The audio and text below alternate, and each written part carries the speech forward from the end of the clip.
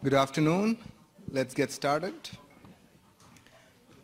We don't have a speaker next week. It's spring break. All of you know it and are excited about it.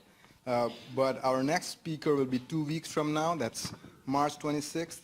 It's Professor Jay Banner, who is a professor in the Department of Geological Sciences in the Jackson School of Geosciences. And he'll talk to us on the past, present, and future climate change impacts on Texas water, science and policy aspects. And I've heard Jay give this talk once before.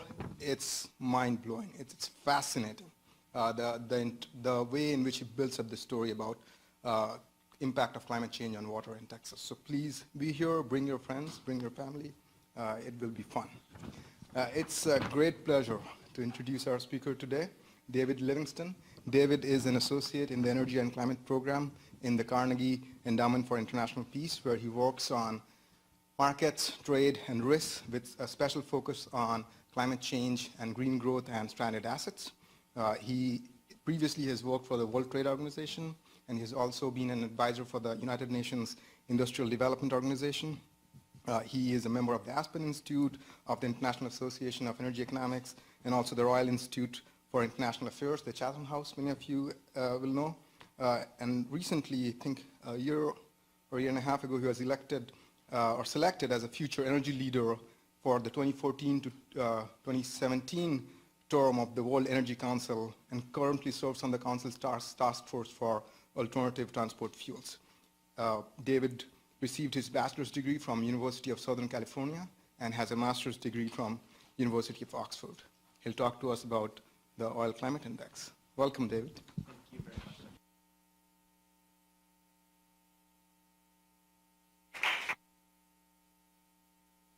Thank you again for being here, for coming out, and for being inside for an hour plus in what is pretty high opportunity cost given today's absolutely gorgeous weather. Coming from a DC blizzard, I appreciate the hospitality of the Austin climate very much. I was asked to talk for about 45 minutes today on a project we've been working on at Carnegie, and it reminded me a little bit of an anecdote that involves an old Irish author. And this, or actually it involves George Bernard Shaw, actually, believe it or not. And George Bernard Shaw was in London, and he was holding a conference for various writers and thinkers and intellectuals in the London scene. And as one of those speakers was preparing to give a presentation, he asked Shaw, "How much time do I have?" And Shaw said, "Oh, you've got about 40 minutes, 45 minutes." And the writer looked horrified, and he looked at Shaw and he said, how could I possibly tell the audience everything I know in 45 minutes? Shaw paused for a second, and he said, "Well, in your case, I'd recommend you speak quite slowly, in fact." I promise you that I won't speak for 45 minutes today. There's no danger of that, even if I speak quite slowly. So what am I talking about today? I'm talking about a project which is quite unusual for a think tank, an international affairs think tank like the Carnegie Endowment. You might think of Council on Foreign Relations, Brookings, Chatham House in the UK. Typically, these are institutions that do geopolitical analysis. Typically, these are institutions that comment on what President Putin is thinking, and will there be a nuclear deal with Iran, and these sorts of topics. But I really wanted to present this here today because I think it's quite unique. And I just want to preface my remarks by saying that there are really two presentations here. There's a presentation that you see on the surface that's ostensibly about the content here and about the topics, which are incredibly important. But there's also a meta presentation, which is illustrating for you what I think is a really unique partnership between a DC policy institution and a university like Stanford, in which both partners reaped huge benefits from bringing together their complementarities. And we're able to speak to audiences and bring together different stakeholders at this event in DC that we just had this week, who normally never sit in the same room, normally never debate and discuss the same topics. So what I'm presenting on today is something called the Oil Climate Index, which has been many years, many resources, many man-hours in the making. The Oil Climate Index is, at its core, a life cycle greenhouse gas analysis project of various different global oils around the world. It was born from a realization that the world of oil is changing. And this story will start in the 1970s, as so many energy stories do, with the energy crises of the early and then late 70s. Just a few pictures here, of course, to conjure up the idea, because pictures in this case do speak louder than words.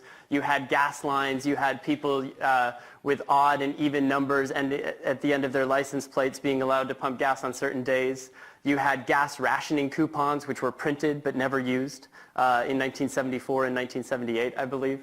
And we had basically a overwhelming sense that energy, and in particular petroleum, was scarce, expensive, and largely concentrated in a few countries globally. As a result of this, policies such as the Synthetic Fuels Corporation, as well as conservation policies, fuel efficiency policies, were born out of this era, not only in the United States, but also in Europe. And as a result of that, the private sector also responded. A number of companies over subsequent years and decades experimented with this notion that the future would be one of alternative fuels, that it would be one of fuel diversity. You had BP going to Beyond Petroleum. You had Shell sponsoring exhibits and celebrating, quote unquote, you can see it there, the generation of alternatives.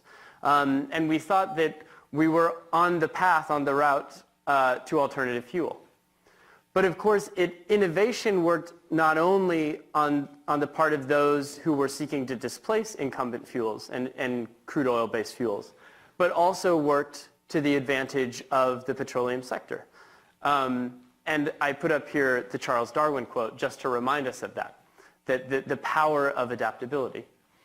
And where we once expected a plethora of alternatives to arrive, what we got in exchange for petroleum fuels on the back of, oftentimes heavily subsidized programs such as the renewable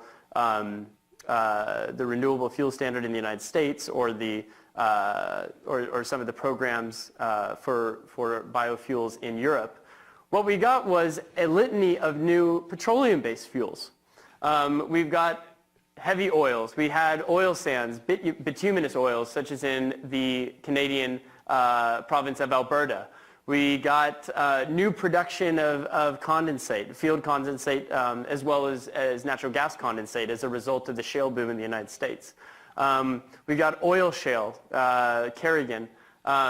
Tight shale oils, of course, the largest contributor to this unconventionals boom globally, as well as ultra deep oils.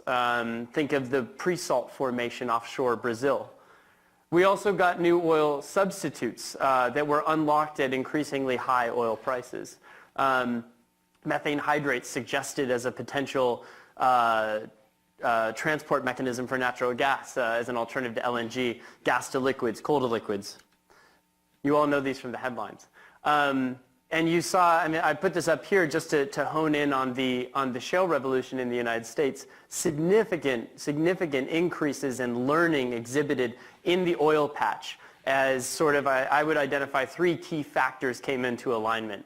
Hydraulic fracturing, which had been conducted for decades, was met with horizontal drilling. And to that mix was added a new generation of oil and gas IT technologies that allowed better well monitoring and more exact targeting of specific shale formations and tight oil formations than was ever possible before. As a result of this, we see, and I pull an example here from the ExxonMobil 2040 energy outlook.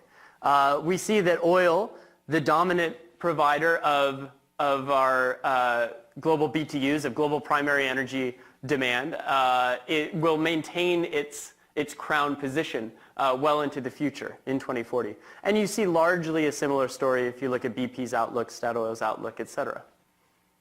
30+% growth in commercial transport and petrochemicals driving that. At the same time, however, that oil is changing, the global climate is also changing. And the conversation about climate change and its place and its position and its salience in energy policy is changing along with it. As a result of this, the Carnegie has decided to focus, to place a multi-year focus and emphasis on looking at the climate impacts of the oil sector, which we feel are often neglected. And it begins with a simple thesis. As these oil resources have changed around the world, is the variability in the climate impact of these resources significant enough to care about? And if that answer is yes, what kind of policies are best fit to deal with that variability and to, in the absence of a clear alternative to oil that is both commercial and scalable at this moment, what policies can transition us towards more efficiency and lower carbon reductions in the petroleum sector? First of all, before I launch into the specifics of how we married together two different models, created a third model, strung them all together, and then came up with the results, I want to give credit where credit is overwhelmingly due. That is to Adam Brandt of Stanford University, our partner at Stanford, who's actually responsible for many of the literature, much of the literature on oil life cycle analysis that you may have already encountered for those of you who are interested in LCA as a field of study. And he's behind a lot of the kind of the canonical figures for life cycle greenhouse gas emissions of oil sands that exist today. And he's responsible for OpG, which is the upstream model. Jule Bergersen from the University of Calgary is responsible for Prelim, which is arguably the leading open source refinery emissions model that exists today. And then John Coombe of Stanford University, Deborah Gordon of the Carnegie Endowment, who I work with, and Eugene Tan, who is our extremely skilled junior researcher, are all responsible for developing something called OPEM, which is the Oil Product Emissions Module. We didn't want to call it a model because we thought that was a bit too presumptive given all the work that Adam and Jule had put into their respective models. So first I'll introduce OpG. OpG is the oil production GHG emissions estimator. It actually has a fairly long history. Adam has used it in the promulgation of regulation in California, in the European Union, in various low carbon fuel standards.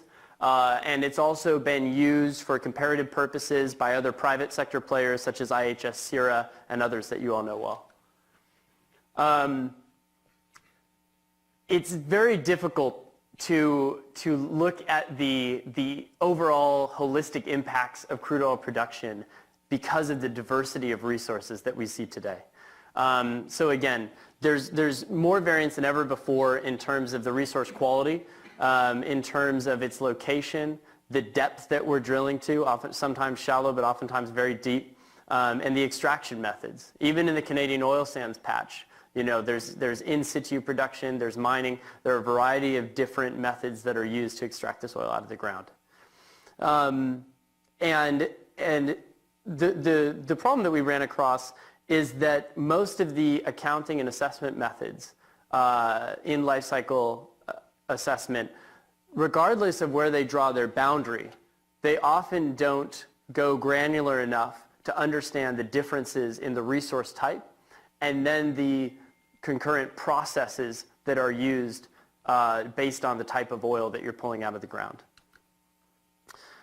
So for example, just to give you an idea, all of the estimates that you see of Canadian oil sands that exist today, that you might see cited in public media articles or in journal articles, are based off of looking only at the upstream emissions, the emissions involved in extracting that oil out of the ground, possibly upgrading it so that it is able to be transported by pipeline, and then delivering it to the refinery gate. But then it assumes a default or proxy value for the emissions associated with refining that oil and with combusting that oil. And what we wanted to ask is, aren't there very different emissions that come about depending on what sort of refinery you put that oil into, what sort of oil is going into the refinery, and then also what sort of product slate you're optimizing for in your refining process. So there are 5 goals of the upstream modeling effort with OpG. It's basically to build a rigorous and engineering-based model of GHG emissions from oil production operations. Adam developed this along with actually multiple generations of multiple vintages of graduate school students, as well as close collaboration with some key oil companies and with former oil company employees. It uses disaggregated data for accuracy and flexibility to make sure that all our eggs aren't in one basket, or we're not just working with one partner, and that we're getting multiple different inputs into this.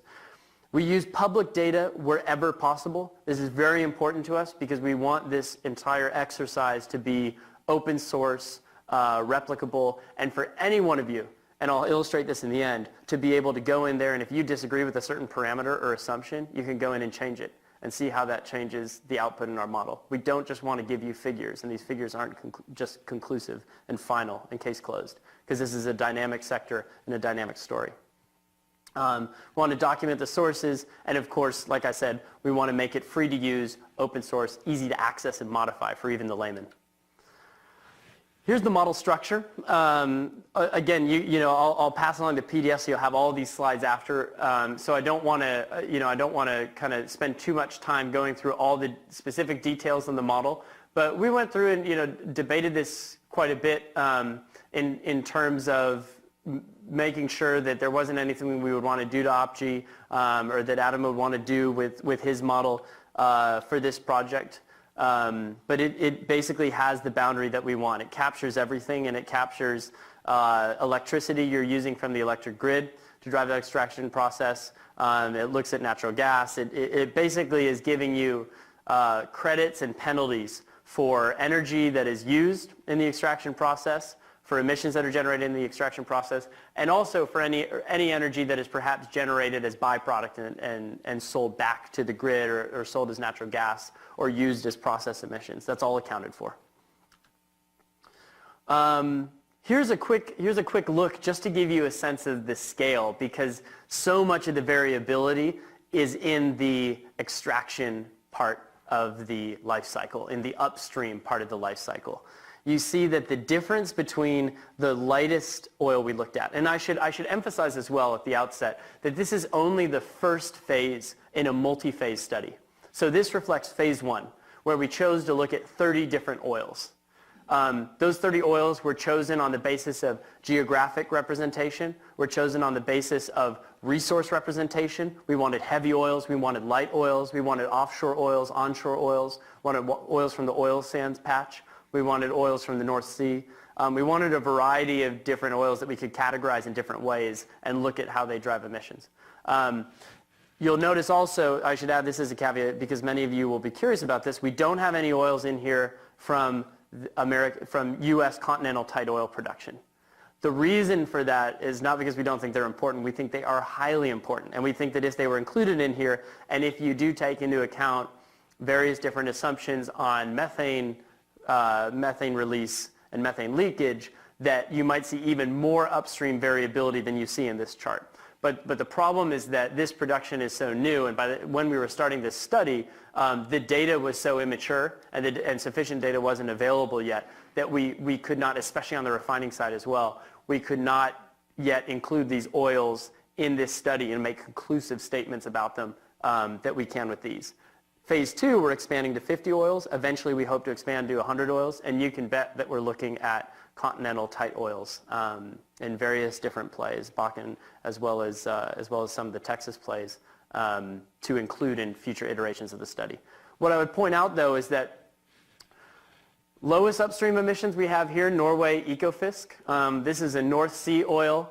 This is an oil where there's no flaring as a result of the Norway government's kind of very, very comprehensive, very stringent flaring regulations that were introduced in the 70s.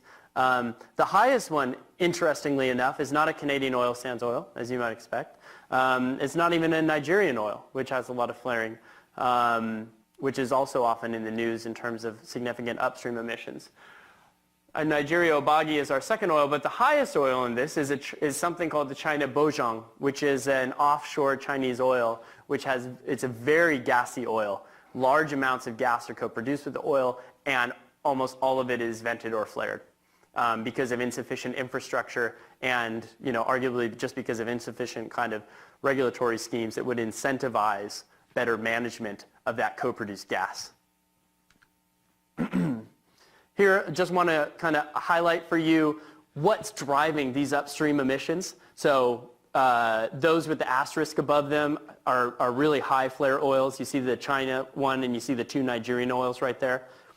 Thermal recovery, here you're pumping in a ton of heat in the Canadian oil sands patch, as well as in some of the California oils, like the California Midway Sunset, very mature fields where, or the California South Belridge, very mature fields where you sometimes have to heat up that oil in order to get it to a point where it'll flow.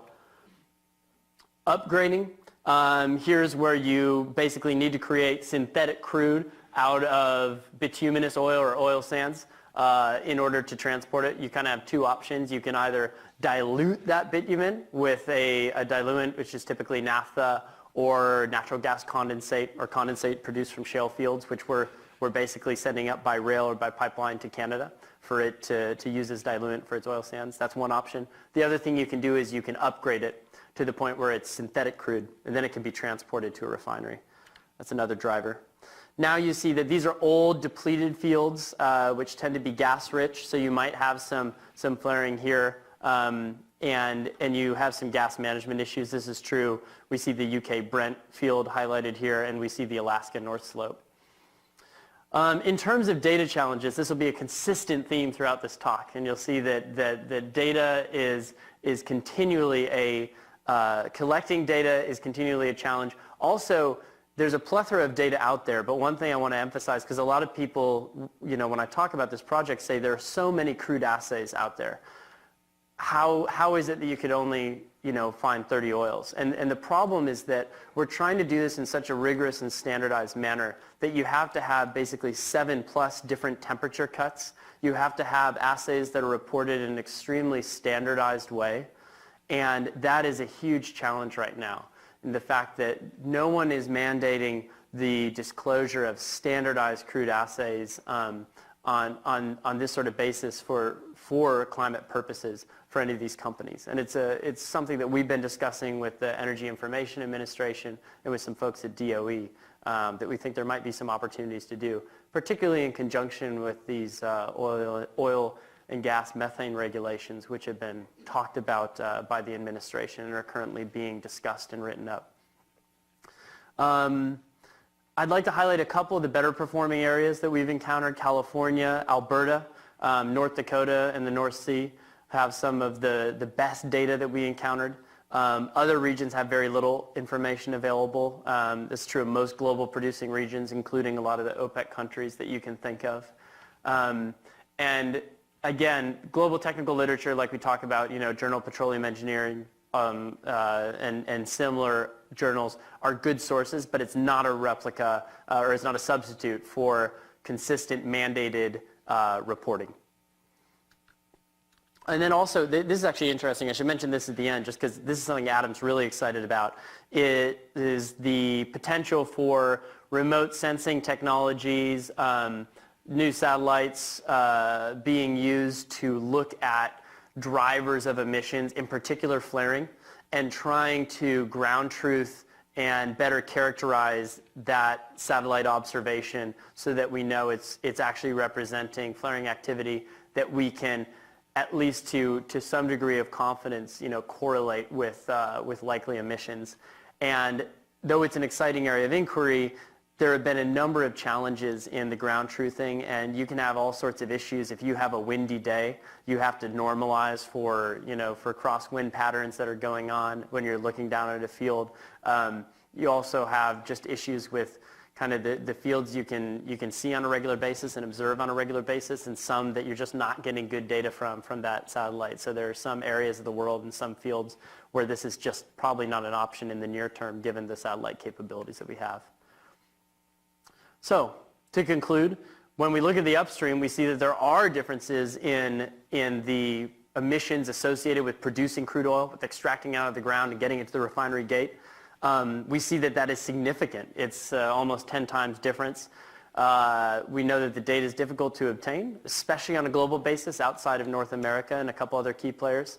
and that will need more work in terms of policy development for standardized data disclosure to ensure that we have better data sets going forward.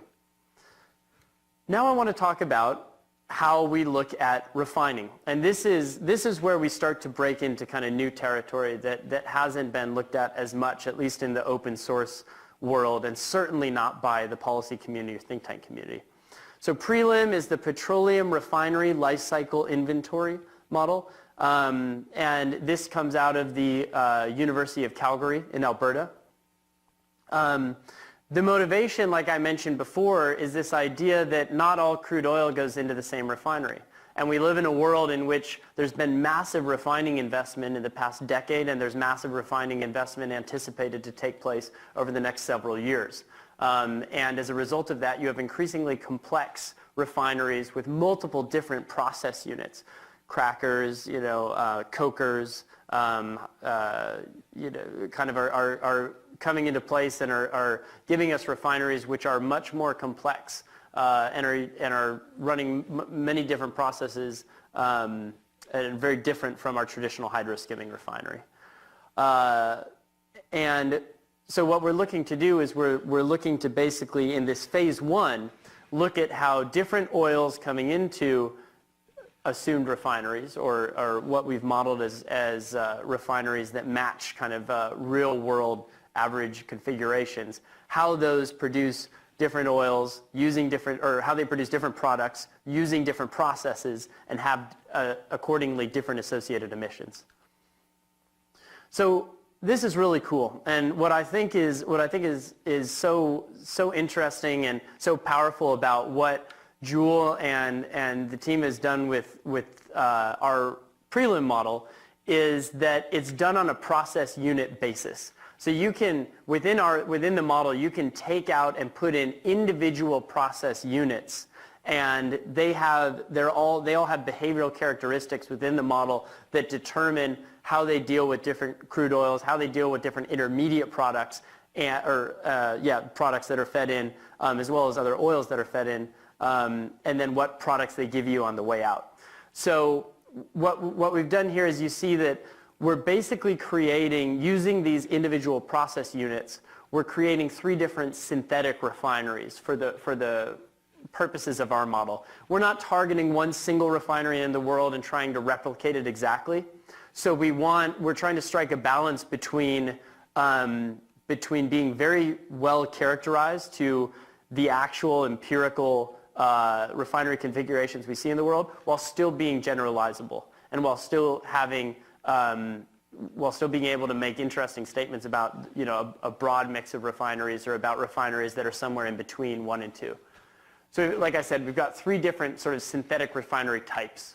We've got a hydroskimming refinery, and that refinery consists of everything that you see in the blue that's highlighted.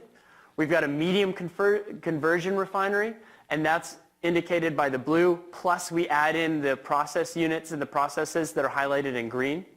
And then finally, we add a lot of cracking and gas oil cracking. Then we also add some delayed coking capacity, and we call that our deep conversion refinery.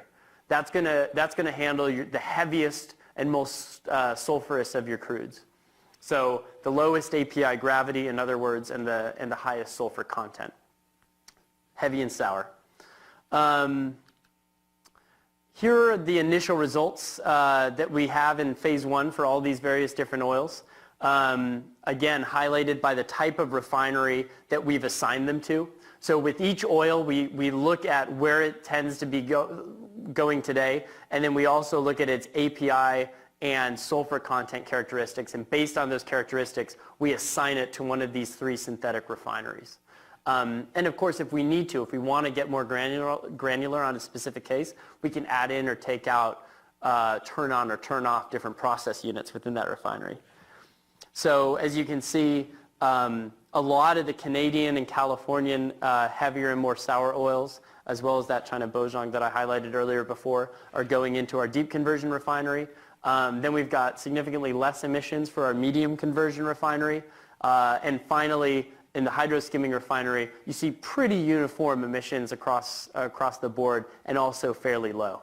And again, what you're looking at there is it's about a 5 times difference between the refinery emissions associated with our lowest emissions case, which is in Azeri light from the Caspian, and with our highest emissions case, which is a U.S. California South Belridge, which is an oil to which there's a lot of thermal involved in getting out of the ground, and it's a difficult oil to process.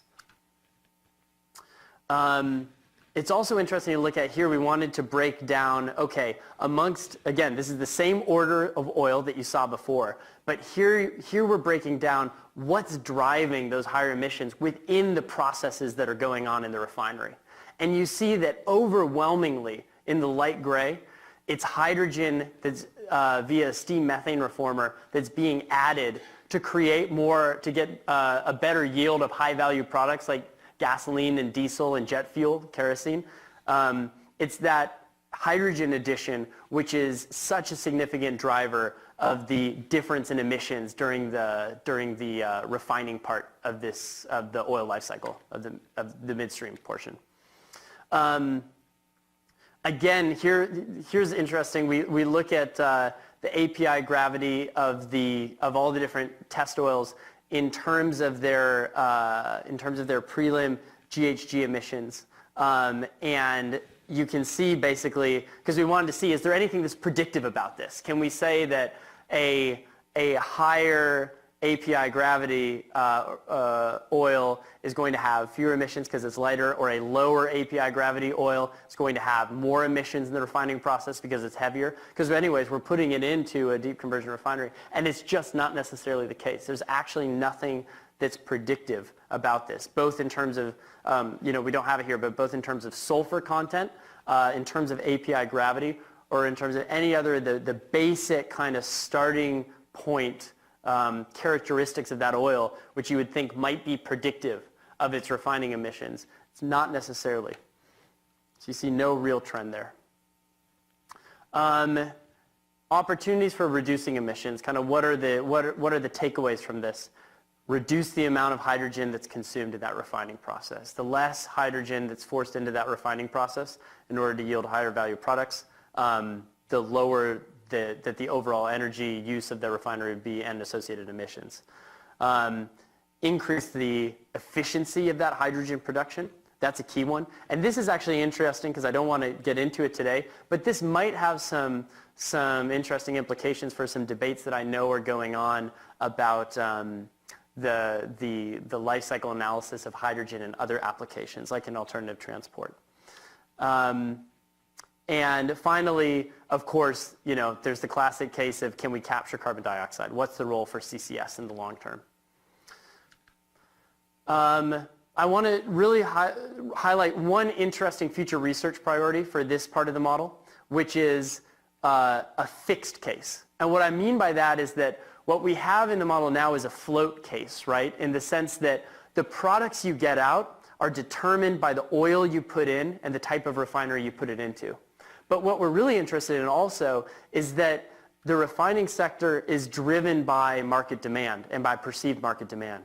So it would be really great if we could also integrate in phase 2 a fixed case where we can fix the products that you're optimizing for, the amount of, or at least the ratio of jet fuel, of diesel, of gasoline, and then we can see as a consequence of that, what do we optimize to and what are the implications of that? What sort of oils do we want to put in and what sort of refinery do we want to put them into? What sort of process units do we want to run? And then we can give you greenhouse gas implications based off of that fixed case. Finally, and I'll go through this one quickly because it's relatively more simple, is the oil product emissions module, OPEM. And again, this is the combustion portion of the model, which is largely the most uniform across all oils. They all have to be combusted as end product, but of course you have different mixes of end product, and that's where a lot of the difference is being driven. Also, in the transport of that oil from the refinery gate, or of the transport of the product from the refinery gate to final consumer. And we include those variable downstream product transport emissions in here. What's here we see, and I told you that we have different categories. So basically here you see the different categories, and this is just the combustion portion of the GHG emissions. And unlike in refining and unlike in the upstream you saw a 20 times difference. In the refining portion of the life cycle, you saw a 5 times difference between the worst performing and the best performing. Here you see relatively small difference, from about 390 kilograms of CO2 equivalent per barrel of crude equivalent, all the way up to about 580. So a much smaller spread. And you see that though that the consistent group of highest emissions oils in terms of combustion are those extra heavy oils. And the reason for that is something that, again, we can get into a little more in the Q&A, but one of the major drivers of that we found through this is something called petroleum coke, which is produced as a byproduct oftentimes of the upgrading process and of the oil sands production process. In some of these extra heavy Venezuela and Canadian bituminous oils. And that petroleum coke, depending on what sector it goes into and what it's being used for, is it going into cement? It's a coal-like substance, I should mention. So it technically can replace coal in the power sector, and actually even has even worse emissions than coal on a per energy unit basis. It can also go into cement. It can go into heavy industry. A lot of it right now is actually being stockpiled in Canada. So one of the big challenges is in increasing the accuracy of this is getting more standardized reporting on where pet coke is going, what fuels it's displacing, so that we understand the opportunity cost of using or not using pet coke to replace coal or to replace other fuels, and how much is being stockpiled and where, and what are the impacts of that. Now we put it all together, and here's kind of your grand outcome results chart. Here's upstream, midstream, and downstream emissions for all of the oil, all 30 oils that we've just been describing. And you see that the absolute heaviest comes in at just over 800 kilograms CO2 equivalent per barrel of crude, and the lightest comes in at mid 400s in terms of kilograms CO2 equivalent per barrel of crude. Now I want to talk very briefly about application and impact. It's all interesting, it produces some pretty charts, but it's all for naught if it doesn't have an impact. And I work and live in Washington, D.C., and so that impact has to be at the policy level and also has to be politically salient. I can tell you a few things in terms of just anecdotally. The team recently went to California and spoke with regulators at the California Air Resources Board, including Mary Nichols, who's the head of the California Air Resources Board. And we hope to have a very prominent role in helping them think about how they're going to refine and improve something called the Low Carbon Fuel Standard in California, which creates competition between various fuels, both incumbent fossil fuels, petroleum-based fuels, as well as alternatives within California's transport sector. So it's basically pitting tallow-based biodiesel and sugarcane ethanol from Brazil against crude refined from oil sands, against crude refined from California heavy oil, against crude refined from whatever other source there might be in the California fuels market. The European Union has a similar policy called the Fuel Quality Directive. And we're also working, and I'm kind of taking the lead on that in terms of being in Brussels every few months to meet with the European Commission, the Director General for the Environment there, as well as European Parliament, as it decides on how it's going to revise its fuel quality directive after it's seen stiff opposition from Canada and from some other players, and the threat of potentially even legal action at the WTO if it's seen as a barrier to trade. So how can the EU and how can California revise and refine these regulations so that they're made more robust against the threat or fear of infringement on multilateral trade commitments, or in this case of the United States, violation of the Commerce Clause, or those sorts of things. It's about providing more science, more scientifically rigorous data and information to the marketplace of ideas, and that's what we're trying to do. I'll highlight one other thing as well, which I'm quite excited about, and this is a web-based tool that we're working on right now, and we hope to release within the next month that is based on all of this work. And like we said, it's not enough for it to just sit in a journal article somewhere or in a policy report or even in a big event in DC that everyone's excited about for a week but then forgets. We want this to have a life of its own, and we want people to get involved. So we've created this web tool. And if I can pull it up right here, maybe not right here. Let me try this. This is basically what it's going to look like. It's in beta right now, but I can show it to you. And we basically built an emission supply curve, a GHG supply curve for all 30 oils, which are in phase 1 of the Oil Climate Index. As you hover over each oil, you get basic information about that oil, and it's color coded in terms of the various oil categories. You can look at conventionals, you can look at ultra deep, you can look at high gas oils, you can look at extra heavy oils, and then if you want to, you can click on View Details, and it brings you to a page where you're looking at all the specifics and all the individual drivers of where we get our estimate of the overall greenhouse gas emissions over the full life cycle for that oil. And here's where it gets really fun, is you can go in and you can play with different parameters that feed into the various drivers of the greenhouse gas emissions over the life cycle of that oil. So if you want to take down flaring emissions, you can do so. If you want to say what happens in a world where we completely eliminate flaring emissions, what happens if we start using less steam, if the steam to oil ratio goes down for enhanced oil recovery. You can also look at water intensity and what's the water cut of that oil. And you can put it into a different refinery as well. You can put it into a hydroskimming refinery, a medium conversion refinery, or one of two deep conversion synthetic subtypes that we've created, which is a coking deep conversion refinery and a hydrocracking. Then you can also create a default if you want as well, like I said, turning on and off individual process units if you want to really try and characterize a specific refinery in a certain part of the world. And then down here, you get some more information on where this oil is located and some other kind of key information about what various categories that we've put it into.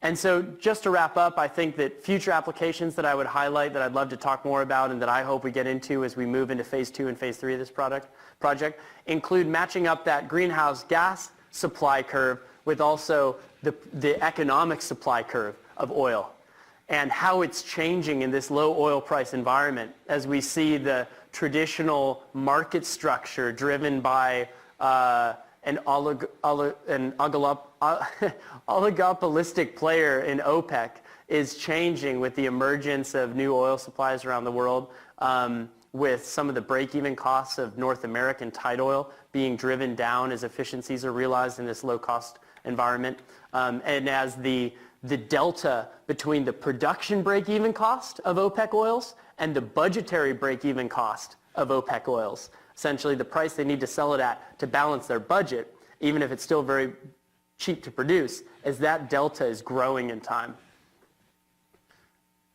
And that's a question and an issue which I think Carnegie, as an international affairs think tank, which looks at the political economy of energy as well as the economics and the technical aspects of energy, is well suited to address.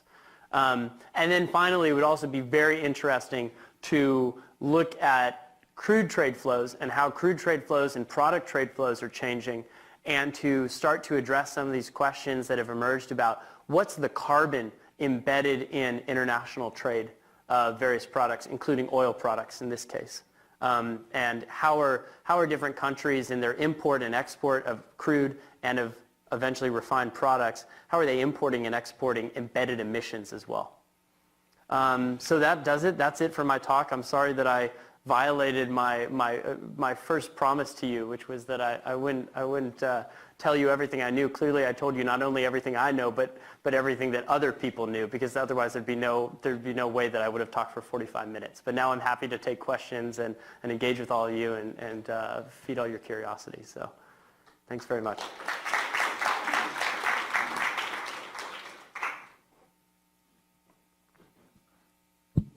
Student questions? Thank you for interesting presentation. I had a question about the ongoing debate about lifting the crude oil export ban in the United States. Do you foresee that future phases of this research will be able to illuminate that discussion further? There's a lot of issues with, I guess one of the main arguments in opposition to the ban is that the U.S. refineries aren't really well suited to refining the light sweet crude that we produce in the United States. So I didn't know if you had anything you could add to that. Yeah, that's a very astute question and an excellent one. And I think it's you've hit on something that we hope this research will speak to, which is that discussion that's going on right now, that debate that's going on right now. I mean, I know I have discussions with various folks, both informally as well as formally in DC, on the congressional side of things, as well as on the the USTR side of things, and others, the executive branch, about what are different ways to look at the truth to this ostensible refinery crude supply mismatch that's in the United States, and in particularly that's acute in the Gulf region. 80%, well, first of all, more than 50% of U.S. refining capacity is located in the Gulf. At the time that we began this research, and I believe it's still true, the U.S. Gulf refining hub has more refining capacity than any sovereign country in the world.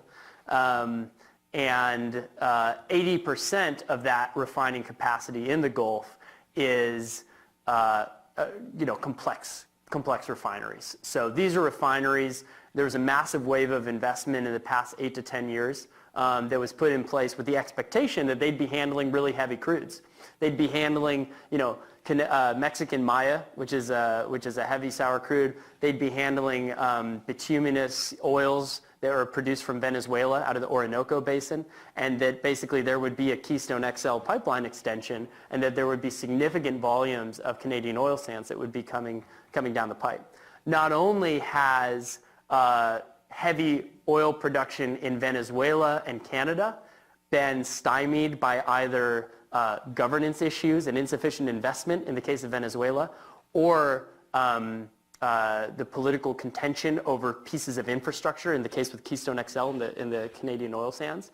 Not only has that been the case, but now you also have an unexpected supply of light sweet crude oil from within continental U.S. borders as a result of the shale revolution, as a result of tight oil production. So I think that this is a really interesting area. We want to do more sort of one-off studies using Prelim and using the refinery model to kind of answer some of these questions. And then we're also interested in talking to some of these stakeholders that I just mentioned at the beginning, in the government area, to talk to them about different ways they can think through, not necessarily to tell them a final answer, but to walk them through, here's a tool that can help you approach the question of what's the net greenhouse gas impact of exporting U.S. oil. And here's how you can think about it in a more nuanced and rigorous manner than it's been thought about before. And I think that is interesting because that's a combination not just of speaking to policymakers about policy design, but that's also about offering something that speaks to a political aspect of this conversation that we think is very important, and that matters greatly to certain stakeholders in the debate over U.S. crude oil exports. In addition to, of course, perhaps the most salient issue I should mention, which is just, will gasoline prices go up? And regardless of whether they go up because of the ban being lifted or not, there obviously will be political attack ads that would be crafted on that basis if the ban were lifted.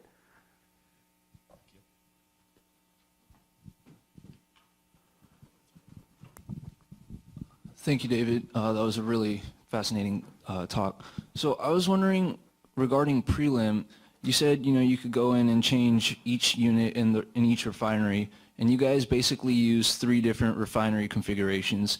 I was wondering, for each one though, would they not vary significantly from refinery to refinery or from country to country based on different regulatory requirements in each country? And so did you guys look at that, and how significantly did that impact the emissions from the refinery? Excellent point. Excellent point. Absolutely. So the difference between a refinery running, in India or even in the Singapore refining hub is going to be very different from a California refinery, which has some of the most stringent air quality regulations, et cetera. And so there are different, scrubbers and kind of environmentally conscious processes that are going on at California refineries that might not be going on elsewhere. And as a result, sometimes also, in order to reduce local air pollution or in order to mitigate some of the air quality impacts of refining activity or petrochemical activity, you'll often use more energy in the process, right? So there's a trade-off there. That's something which we haven't been able to look at in phase one, partially just because of in order to do that justice on a universal basis, it would require a lot of work. It would also require more data on individual refineries and on the way that they're being used and on the process units themselves than is publicly available. So again, it's just a matter of data transparency. And it's about talking and thinking through ways, which we're doing right now, of how do you promote data transparency and the pooling of data, which doesn't threaten the competitive position of any individual refiner, of any individual refining region, right? That's not distorting the market. And I think that's very important to think through. And that's a trope and a theme which is very important to recognize in the Washington, D.C. policy community, of kind of how do you articulate not just the technical merits of policy, but how do you articulate policies that maintain technical credibility or environmental credibility or whatever it might be, while also contributing, or at the very least not disrupting proper market functioning. But we believe that this is an area where there's a lot of progress to be made, particularly if you look into, and I'll just highlight one other thing, the rail car explosions that have been going on in the United States. This is another area where it's about insufficient knowledge over the characteristics and the specifications of the oil that's being put into those rail cars. So can we use this growing concern about rail car explosions to also raise awareness about the value of this data for multiple different uses? Absolutely. And I believe that's a unique opportunity to grab onto. We're already doing that. So I just had dinner 2 weeks ago with the chairman of the House Energy, or with the chief counsel of the House Energy and Commerce Committee. And I think that they care about this rail car issue, and maybe that's an area where we can make some progress. So there are new regulations being promulgated, of course, on the specifications of the rail cars themselves, but we also need to see more action on disclosure of data related to the oil that's being produced, blended, and put into those rail cars as well. But to come back and finally answer your question, that's something which would be great to look at in later phases of the OCI, where we're further honing the prelim, the refinery part of this model trio. So my question deals with flaring. The variability that you kind of noted is like 10x in the upstream portion, and a lot of that comes from difference in flaring. And so my question is, for every single one of the oils, like how many data points did you guys use to come up with like a universal number or percentage for the flaring, I guess? And like in a given region, you have so many different operators, and the decision to flare or not to flare depends a lot on their economic like break-even point. And then one last part is, did you guys get a lot of that information mostly from like public like oil gas companies, or was there a lot of talk with national oil companies, et cetera? Yeah, another great question. And that's actually a really good point to make about the data is most of the data where we did get data does come from international oil companies. So, and where it comes from a national oil company, it's kind of it's an edge case because it's, because it's Statoil. So that's technically a state-owned, company or state majority shareholder company, but it acts like the rest of the IOCs in terms of Shell, BP, ExxonMobil, Chevron, et cetera. We worked closely with a number of partners on this, Exxon being one that I would highlight. Exxon was actually, we worked with a guy there who's a science guy for them, who's a science and technology guy who actually works out of New Jersey. And he was great in helping us get some good data and some good figures on some of their oils. In terms of flaring, the best person to talk to, I wouldn't venture a specific answer in terms of average number of data points that we have on flaring. That would be a question that would actually be best directed to Adam Brandt. But I can tell you that, to address the question of multiple different operators, each making individual independent decisions about whether to flare or capture that gas, one thing that we did try and do is identify areas where you can make a pretty good assumption that, 2 or 3 data points can be extrapolated to the rest of the group because of, let's say, infrastructure constraints. So there's not even the option if you've got an offshore oil where there's going to be no infrastructure developed, or even an onshore oil where, let's say, there's downstream pricing controls in the retail natural gas market, so that there's actually no commercial incentive to build out infrastructure to take that gas to market. So, and that's often the case in a lot of the developing world, where you've got heavily subsidized downstream energy prices.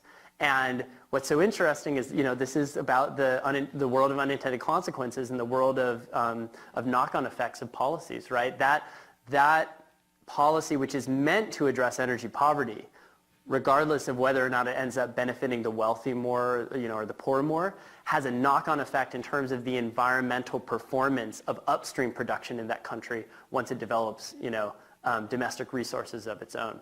So this is we tend to look at those cases, and that's where we have the most confidence in being able to make assumptions about flaring.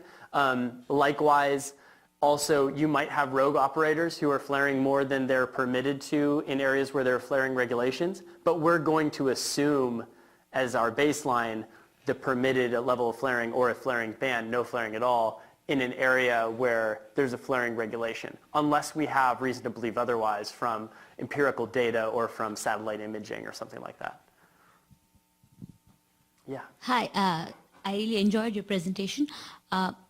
My question was, you already talked about the reporting standards a bit, but my question was, how as a policy institute can you influence the companies or the stakeholders to have a standardized reporting? And is it going well? I mean, is it on the way, or can we expect something like that in the future? How long would it take?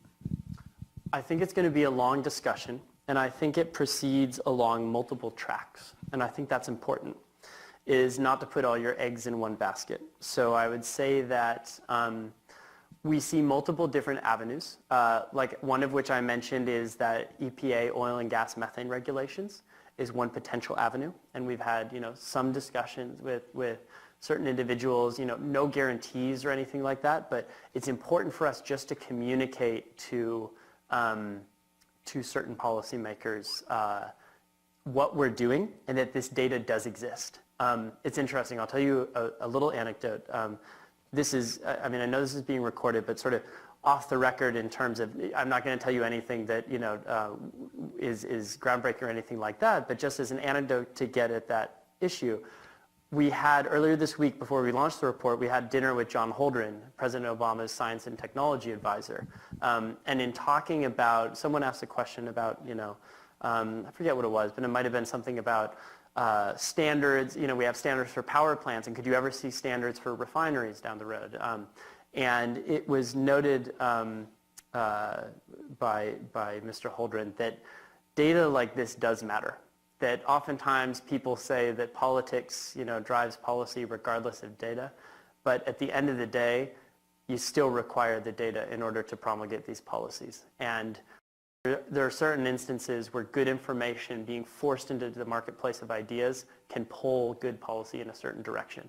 That's what we hope will happen with this. I think it's clear that we're not yet at a level of maturity in this, in this research stream where we can dictate what that policy looks like necessarily specifically, besides some things on data disclosure and transparency, which are very important and which we can do today.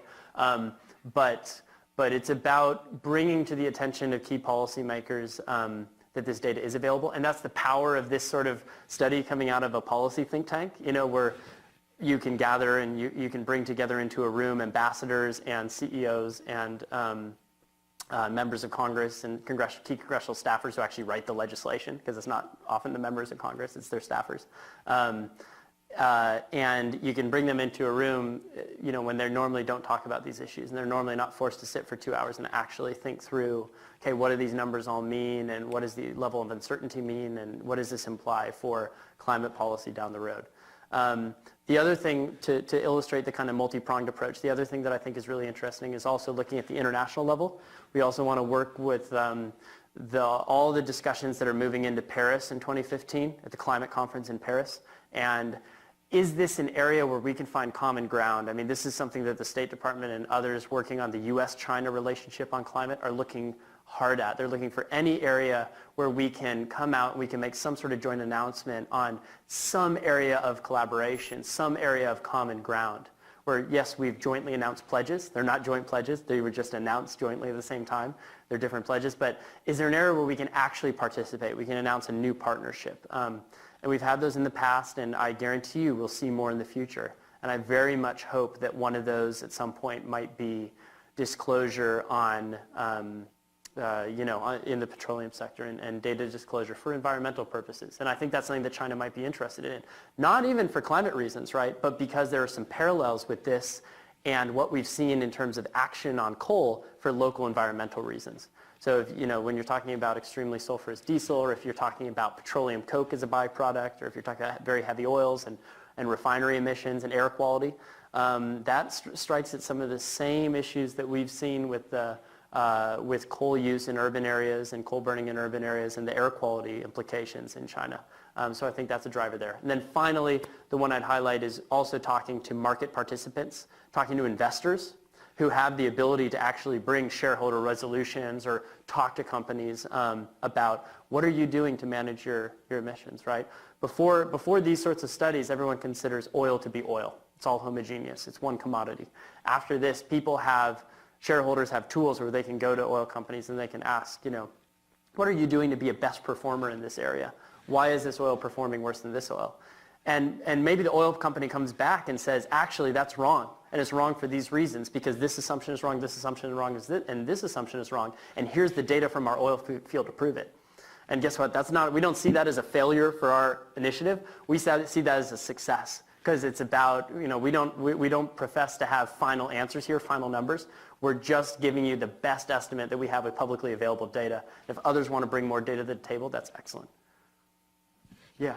Fantastic. Thank you for being with us and very interesting. Sure. So I'm looking at your chart online and it has, say, 400 to 800 kilograms CO2 per barrel. What is the EIA average that seems to get used most often in a lot of these analysis that compares hydrogen versus electric versus conventional vehicles? Because I see analysis that has the marginal production of electricity, but it seems to use some kind of average. So of the 400 to 800, do you have off the top of your head what would be the average? And do you have a regional map of the U.S. of what the emissions would be for the gasoline that we burn in the different regions? That would be really interesting. No, that's a good point, though, and that would be really interesting. I'm actually going to take that back. Plus, it would change for summer-winter blends, I would think. Absolutely. No, you're absolutely right, because there's a different kind of octane, and there's a different refining process. And then also, the other thing to think about is, just what happens with kind of, oftentimes not a refinery won't be completely taken offline for maintenance, but you often have process units taken offline. So it'd be interesting to look at also general seasonal maintenance schedules and how those affect things. The one thing I would say about this is a question that comes up all the time is comparing it to other fuels. I think it is important that we find some way to, in a rigorous way, give some sort of estimate for biofuels, for example, give some sort of estimate for grid mix electricity as a transport fuel so that you can look at different alternatives. It's just about if we pull those from journal studies, they're often articulated in a different way.